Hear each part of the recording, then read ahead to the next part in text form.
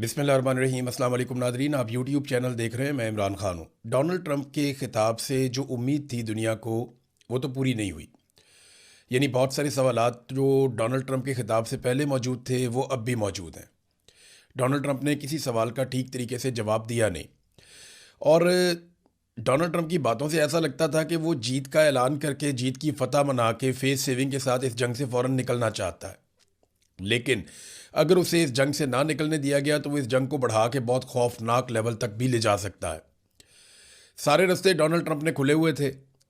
और जो कल के दिन में दावे किए गए ईरान की जानिब से कि उन्होंने अमरीकी फ़ौजियों को नुकसान पहुंचाया और वहाँ पे अमरीकी फ़ौजी कत्ल हुए हैं, इसके बाद तो डोनाल्ड ट्रंप के लिए मुश्किलात मज़ीद बढ़ जाएंगी। जितना ज़्यादा उनका फ़ौजी और माली नुकसान होता जाएगा, उनके लिए मुश्किलात बढ़ती चली जाएंगी और जंग से निकलना डोनाल्ड ट्रंप के लिए और अमेरिका के लिए मुश्किल होता चला जाएगा।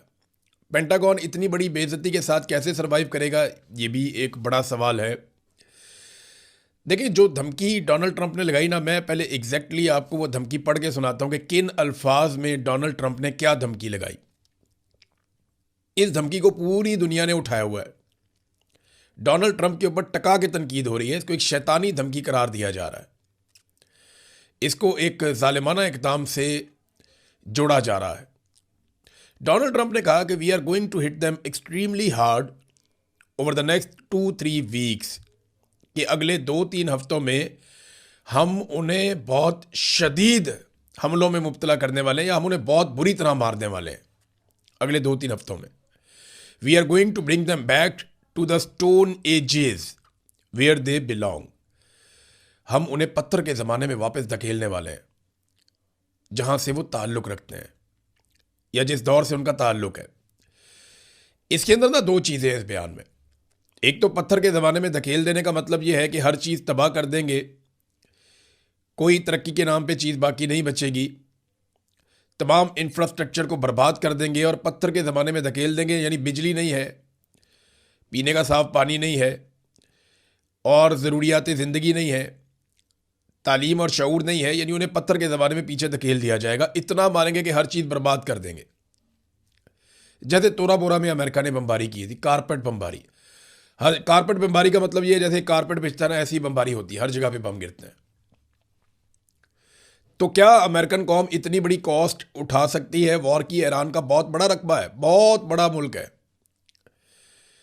या कहीं कोई एटमी हमला तो प्लान नहीं हो रहा, जैसा कि अक़वाम मुत्तहिदा के अंदर इसकी एक्सरसाइज हो रही थी कि in case of any atomic attack on Iran, अक़वाम मुत्तहिदा को क्या कुछ करना होगा। मोहम्मद सफ़ा ने इसीलिए वहाँ से रिज़ाइन भी किया ना। अक़वाम मुत्तहिदा के एक सफ़ीर ने रिज़ाइन कर दिया, ये कहते हुए कि मैं इसका हिस्सा नहीं बन सकता और दुनिया को इसे रोकना चाहिए। अब एक तो उन्होंने कहा जी कि स्टोन एज में, पत्थर के ज़माने में वापस धकेल देंगे ईरान को, और दूसरा डोनाल्ड ट्रंप ने कहा कि जहाँ से उनका ताल्लुक है। यानी ये ईरानी कौम की तज़हीक है कि ये पत्थर के ज़माने के ही लोग हैं। ये एक अमेरिका ने ना वक्त के साथ साथ ये चीज़ बहुत दफ़ा की है कि वो दुनिया की बाकी कौमों को अपने से कमतर समझते हैं, और इस वजह से अब उनको बहुत सारे मसाइल फेस करने पड़ रहे हैं। ईरान की जो तारीख है वो हज़ारों साल पुरानी है, अमेरिका की 250 साल की तारीख है। तो ना इससे बहुत फ़र्क पड़ता है। ईरानियों को अपनी तारीख के ऊपर एक फ़ख्र है और वो हार नहीं मानेंगे इस लड़ाई के अंदर। ये बात अमेरिकन को लड़ाई से पहले सोचनी चाहिए थी। यही पत्थर के ज़माने में धकेलने की धमकी जब पाकिस्तान को दी गई थी तो जनरल मुशर्रफ की टांगें कांप गई थी। जब पाकिस्तानी फ़ौज को, जनरल मुशर्रफ को रिचर्ड आर्मिटेज ने 9/11 के बाद पत्थर के ज़माने में धकेलने की धमकी दी, तो उस वक्त कमांडो जर्नल परवेज़ मुशर्रफ चारों शाने चित हो गए थे और उन्होंने अमेरिका के लिए हर वो सहूलतकारी की जो अमेरिका को दरकार थी। नेटो रूट खोल दिए, उन्हें मिलिट्री बेसिस दे दी, हवाई अड्डे दे दिए। पाकिस्तान के अंदर जो है होटलों के अंदर अमरीकी फ़ौजी रहते थे, ब्लैक वाटर्स पाकिस्तान में आ गई। पाकिस्तानी होटलों के पूरे पूरे फ्लोर उन्होंने बुक किए और वहाँ सिस्टम लगा के वो पूरे खित्ते के अंदर अपनी कार्रवाइयाँ करते थे। ये परवेज़ मुशर्रफ ने बहुत सहूलतकारी की। ये तो इमरान खान ने बाद में मुखालफत की और शोर मचाया और ड्रोन हमले रुकवाए, तो तब जाके चीज़ें नॉर्मलाइज हुई बड़ी मुश्किल से पाकिस्तान में। वरना इसी पत्थर के ज़माने में धकेलने की रिचर्ड आर्मिटेज की धमकी ने उस वक्त के पाकिस्तान के मिलिट्री चीफ और सदर भी था परवेज़ मुशर्रफ, उसको चारों शाने चित कर दिया था। अब नाज़रीन, अमरीकी वज़ीर दिफा ने सिर्फ एक ही जुमला लिखा है और वो जुमला है back to the stone age, कि वापस पत्थर के ज़माने में। ये अमरीकी वज़ीर दिफा है पीट हेक्सेट, उसका ये स्टेटमेंट बड़ा मानी खेज है, यानी अमेरिकन फ़ौज को, पेंटागन को वो तैयार कर रहे हैं एक बहुत बड़े खौफनाक हमले के लिए। मिडिल ईस्ट में अमरीकी फ़ौजियों की तादाद बढ़ा रहे हैं लगातार। एक तरफ अमेरिका जंगबंदी चाहता है, लेकिन उसके लिए शर्त यह है कि आबना हुर्मुज़ खुल जाए, ईरान शिकस्त तस्लीम कर ले, अमेरिका को फेस सेविंग मिल जाए, जंगबंदी हो जाए। और अगर ये सारा कुछ नहीं होता तो फिर अमेरिका क्या करेगा? उसके लिए वो कह रहे हैं जी हम एक बहुत बड़ा अटैक करने जा रहे हैं। डोनाल्ड ट्रंप के इस बयान ने किया क्या? देखिए, एक तो इस बयान में बहुत सारे इबहाम हैं, बहुत सारे सवाल जिनके जवाब चाहिए थे वो जवाब नहीं मिले। सबसे इंपॉर्टेंट सवाल यह है कि नेतन्याहू और अमेरिका क्या आज भी उसी तरह एक पेज पे हैं? लेकिन डोनाल्ड ट्रंप के साथ तो अमेरिका के मामलात हैं, लेकिन नेतन्याहू के बारे में अमेरिका बार बार कहता है कि इस आदमी की गलत असेसमेंट और इसके अंदाजों की वजह से अमेरिका इस लड़ाई में फंस गया। दूसरा यह है कि अमेरिका ने दावा किया था कि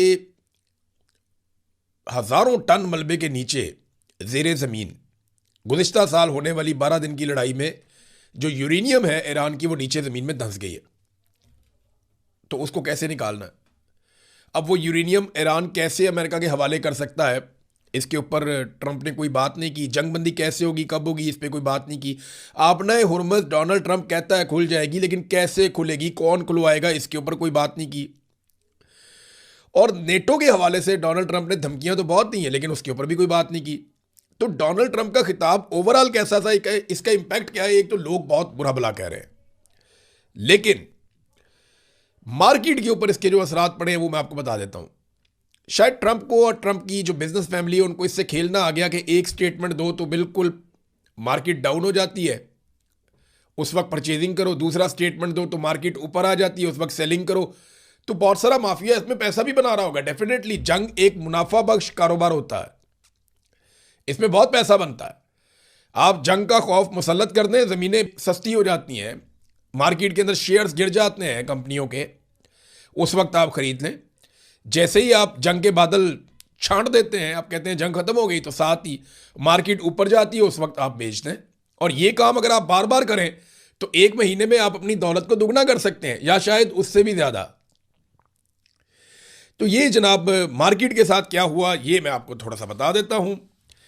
पेट्रोलियम मसनूआत की कीमतें जो 2.5-3% नीचे आई थी गुज़िश्ता 1-2 दिनों में, इस उम्मीद के साथ कि शायद अब जंगबंदी होने जा रही है। डोनाल्ड ट्रंप के नरम स्टेटमेंट्स आए थे, वो डोनाल्ड ट्रंप के इस 25 मिनट के खिताब के फ़ौरन बाद 7% मज़ीद बढ़ गई हैं। लेकिन इंटरेस्टिंगली अभी भी इमरान खान साहब के दौरे हुकूमत में जो महंगाई थी आलमी मंडी में पेट्रोलियम मसनूआत की, वो वहाँ तक नहीं पहुँची।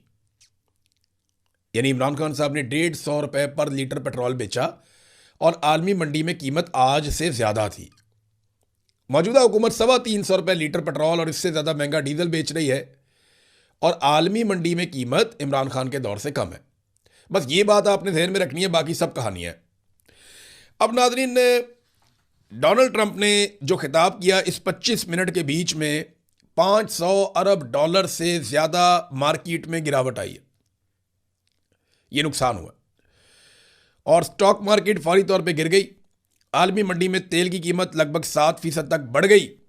और डोनाल्ड ट्रंप का ये कहना कि ईरान को पत्थर की दुनिया में वापस धकेल देंगे, इसके ऊपर शहबाज शरीफ को चाहिए कि फौरी तौर पे अमन का नोबेल इनाम लेकर डोनाल्ड ट्रंप के चरणों में पहुंच जाए और अमन का नोबेल इनाम डोनाल्ड ट्रंप के बूटों के तस्मों के साथ बांध दें और रोज़ाना बूटों के साथ साथ उस नोबेल इनाम को भी चमकाया करें।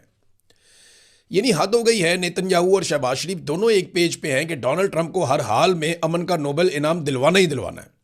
अभी तक शहबाज शरीफ को इस बात की समझ नहीं आई कि अमन के नोबेल इनाम की जो नामजदगी की गई है डोनाल्ड ट्रंप की, उसको वापस ले लेना चाहिए। कोई भी गैरतमंद शख्स होगा, कोई भी आदमी जो इंसानियत को ज़रा सा भी समझता होगा, वो ये करेगा। लेकिन शहबाज